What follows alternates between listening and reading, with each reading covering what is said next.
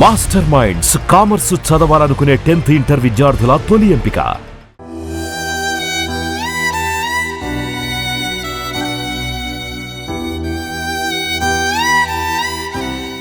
అహ్మదాబాద్లో air India విమాన ప్రమాదం ఎలా జరిగింది?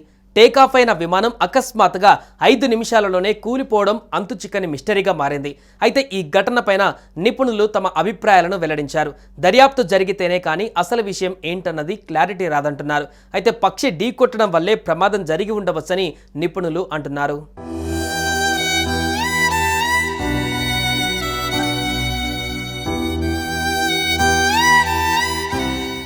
అహ్మదాబాద్ నుంచి లండన్ టేకాఫ్ అయిన ఎయిర్ ఇండియా విమానం అకస్మాత్తుగా 5 నిమిషాలలోనే కూలిపోయింది. విమానం భారీ ఎత్తు నుంచి కూలిపోవడంతో పాటు అప్పుడే టేకాఫ్ కావడంతో ఫుల్ ఫ్యూయల్ కెపాసిటీతో విమానం ఉండవచ్చని తెలుస్తోంది. అయితే నివాస ప్రాంతాలపైన విమానం పడిన సమయంలో ఒక్కసారిగా పేలుడు కూడా జరిగింది. ఈ ఘటనపైన నిపుణులు స్పందిస్తూ టేకాఫ్ సమయంలో విమానానికి పక్షి ఢీకొని ఉండవచ్చని, దాని కారణంగా విమానం టేకాఫ్కు అవసరమైన సరైన వేగాన్ని ఎత్తును అందుకోలేక ప్రమాదానికి దారితీసి ఉండవచ్చని తెలిపారు.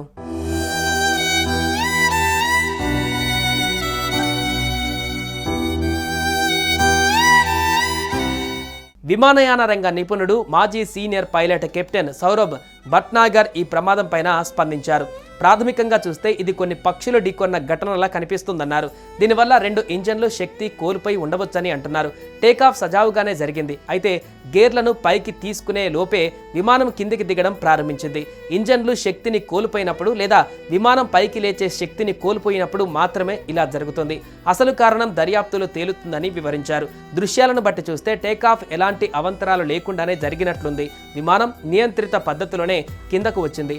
పైలట్ మేడే కాల్ ఇచ్చారు. అంటే అది అత్యవసర పరిస్థితి అని అర్థమని చెప్పొచ్చు.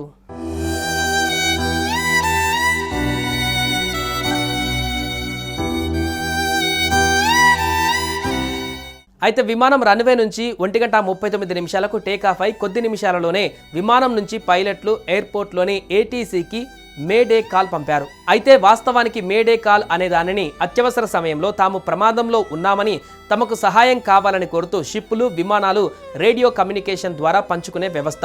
ఇది తమకు ప్రాణాపాయం ఉందని, సహాయం కావాలని కోరుతూ చేసే రిక్వెస్ట్. అయితే ఎయిర్ ఇండియా విమానం నుంచి ఈ కాల్ వచ్చిన తర్వాత ఏటీసీ విమానంలోని కెప్టెన్ను సంప్రదించేందుకు చేసిన కాల్స్కి ఎలాంటి రిప్లై రాలేదని అధికారులు వెల్లడించారు. ప్రస్తుతం విమాన ప్రమాద ప్రదేశంలో పరిస్థితులు చూస్తుంటే ఎయిర్ ఇండియా విమానం పూర్తిగా మంటల్లో కాలిపోయింది. ఇదొక విమానం అని గుర్తించలేని స్థాయిలో కాలిపోవడం చూస్తుంటే ప్రమాద తీవ్రత చాలా ఎక్కువగానే ఉంటుందని తెలుస్తుంది. ఈ ప్రమాదంలో ఎంతమంది మరణించారు, ఎంతమంది గాయాలతో బయటపడ్డారనే విషయాలు అధికారికంగా ప్రభుత్వం లేదా విమానయాన సంస్థ ప్రకటించే వరకు తెలియకపోవచ్చు.